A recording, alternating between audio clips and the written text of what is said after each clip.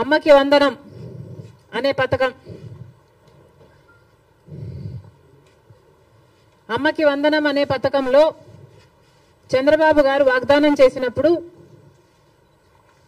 ప్రతి తల్లికి ఎంతమంది బిడ్డలుంటే అంతమంది, ఒకరుంటే 15,000 వస్తుంది, ఇద్దరుంటే 30,000 వస్తుంది, ముగ్గురుంటే 45,000 వస్తుంది, నలుగురుంటే ఏకంగా 60,000 వస్తుంది అని చంద్రబాబు గారు ఊదరగొట్టి మరీ క్యాంపెయిన్ చేశారు. మరి ఈ స్కీమ్కు విధి విధానాలు ఎలా ఉంటాయి?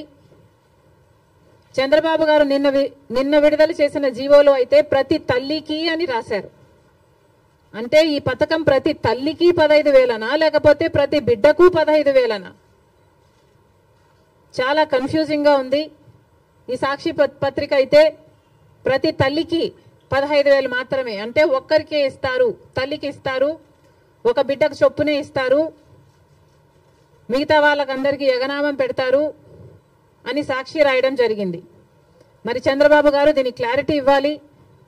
ఈ పథకం వర్తిస్తున్నది ప్రతి తల్లికి 15,000 లేకపోతే ప్రతి బిడ్డకు 15,000? చంద్రబాబు గారు వాగ్దానం చేసినట్టు ప్రతి బిడ్డకు 15,000 ఇవ్వాలని, ఆ లెక్కన నలుగురు బిడ్డలుంటే 60,000 ఇవ్వాలని మేము డిమాండ్ చేస్తున్నాం. ఇంకో మారు సాక్షిని నడుపుతున్న జగన్మోహన్ రెడ్డి గారు కూడా సమాధానం చెప్పాలి. ఇలాగే జగన్మోహన్ రెడ్డి గారు కూడా అమ్మఒడి అనే పథకం ఆయన ముఖ్యమంత్రి కాకముందు అమ్మఒడి పథకం కింద మేము ప్రతి బిడ్డకు 15,000 ఇస్తాము అని ఆ రోజు వాగ్దానం చేశారు.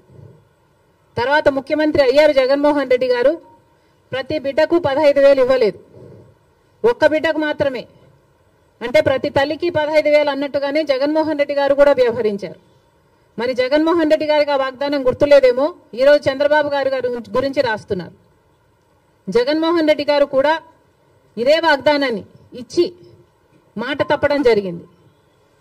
తల్లికి 15,000 అని అనకుండా ఆ రోజు బిడ్డకు ఎంతమంది బిడ్డలుంటే అంతమంది బిడ్డలకు 15,000 ఇస్తాము అని తాను చెప్పడమే కాదు, జగన్మోహన్ రెడ్డి గారి తరఫున క్యాంపెయిన్ చేసిన నేను కూడా, నాతో కూడా అదే వాగ్దానమే చెప్పించారు. ఆ రోజుల్లో నేను కూడా జగన్మోహన్ రెడ్డి గారు ఈ పథకాన్ని అమలు చేస్తారు అని నమ్మి బాయ్ బాయ్ బాబు క్యాంపెయిన్లో నేను కూడా ప్రచారం చేయడం జరిగింది. కానీ జగన్మోహన్ రెడ్డి గారు ముఖ్యమంత్రి అయిన తర్వాత అమ్మఒడి పథకం కింద కేవలం ఒక బిడ్డకు మాత్రమే ఇవ్వడం జరిగింది. జగన్మోహన్ రెడ్డి గారు ఒక బిడ్డకే ఇచ్చారు, ఇప్పుడు చంద్రబాబు గారు కూడా ఒక బిడ్డకే ఇస్తారు అని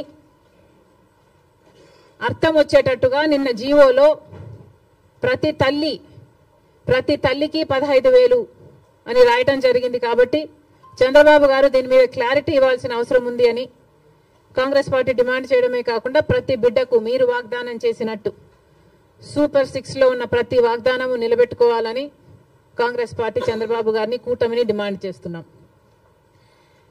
ఇక ఇటీవల క్రియేట్ చేస్తున్న కన్ఫ్యూషన్ విశాఖపట్నం స్టీల్స్, వైజాగ్ స్టీల్కి సంబంధించి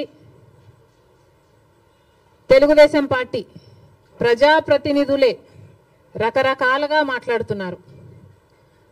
ఒకరేమో అది లాస్ మేకింగ్ కంపెనీ, అమ్మక తప్పదు అని ఒక రకంగా మాట్లాడతారు.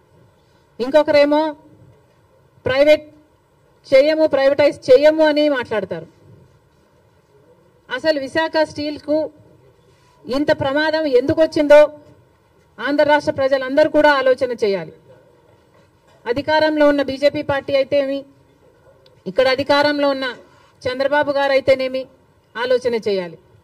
అసలు వైజాగ్ స్టీల్కి ఇంతవరకు క్యాప్టివ్ మైన్ అనేది లేకుండా పోయింది.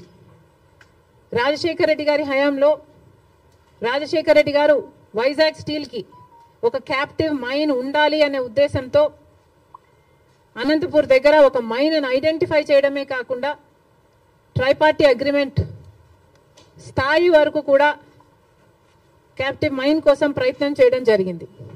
తర్వాత వచ్చిన ముఖ్యమంత్రులు ఎవరు పల్లి పట్టించుకోవడం మనం చూడలేదు. రాజశేఖర రెడ్డి గారు ముఖ్యమంత్రిగా ఉన్నప్పుడు ఆర్థికంగా కూడా వైజాగ్ స్టీల్కి వందల కోట్లు ఇచ్చి ఆదుకోవడం జరిగింది. మరి ఆ తర్వాత ఏ ముఖ్యమంత్రులు వైజాగ్ స్టీల్ గురించి పట్టించుకోవడం చూడలేదు. ఎందుకు అని అడుగుతున్నాం. ఇప్పుడు మాట్లాడుతున్న తెలుగుదేశం వాళ్ళు చెప్తున్న మాటలు మేము మోడీతో మాట్లాడతాం, ఒప్పిస్తాం అన్నట్లుగా మాట్లాడుతున్నారు. అంటే మోడీ ఒప్పుకోకపోతే వైజాగ్ స్టీల్ ప్రైవేటైజ్ చేస్తారా? ఏం చెప్పదలుచుకున్నారు? ఏ మోడీతో మాట్లాడతారు? ఏ మోడీ గారైతే మనల్ని 10 సంవత్సరాలుగా మోసం చేస్తూ వచ్చారో, ప్రత్యేక హోదా ఇస్తాము అని మోడీ గారు 2014లో తిరుపతిలో మాటిచ్చిపోలేదా? మరి 10 ఏళ్ళుగా ఏం చేశారు మోడీ గారు? ఒక్క వాగ్దానమైన మోడీ గారు నిలబెట్టుకోగలిగారా? ప్రత్యేక హోదా అయితేనేమి, పోలవరం అయితేనేమి, కడప స్టీల్ ఫ్యాక్టరీ అయితేనేమి, పోర్ట్లు అయితేనేమి, ఇలాంటి ఒక్కటంటే ఒక్కటి కూడా, రాజధాని విషయం అయితేనేమి ఒక్కటి కూడా మోడీ గారు మాట నిలబెట్టుకోలేదు. మరి అదే మోడీ గారి మీద మళ్ళా మాకు నమ్మకం ఉంది, మోడీ గారు ఆదుకుంటారు అన్నట్టుగా మాట్లాడుతున్నారే. టీడీపీ పార్టీ గుర్తుపెట్టుకోవాలి, రాత్రి పడిన గుంటలోనే పగలు కూడా పడే ప్రమాదం ఉంది. ఒకసారి ఆలోచన చేసి మీరు ఎవరిని నమ్ముతున్నారో, ప్రజలకు ఏం మాట్లాడుతున్నారో, ఏం మాటలు చెప్పారో ఆలోచన చేయండి. మోడీ అంటేనే మోసం, మోడీ అంటేనే వెన్నుపోటు.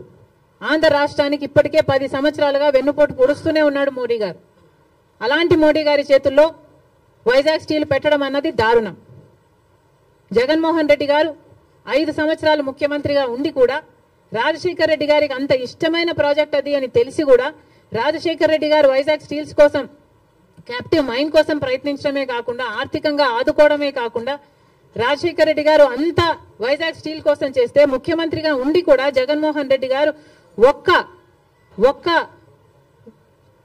ఫింగర్ కూడా ఎత్తలేదు వైజాగ్ స్టీల్ ని కాపాడడం కోసం. ఎందుకు అని అడుగుతున్నాం.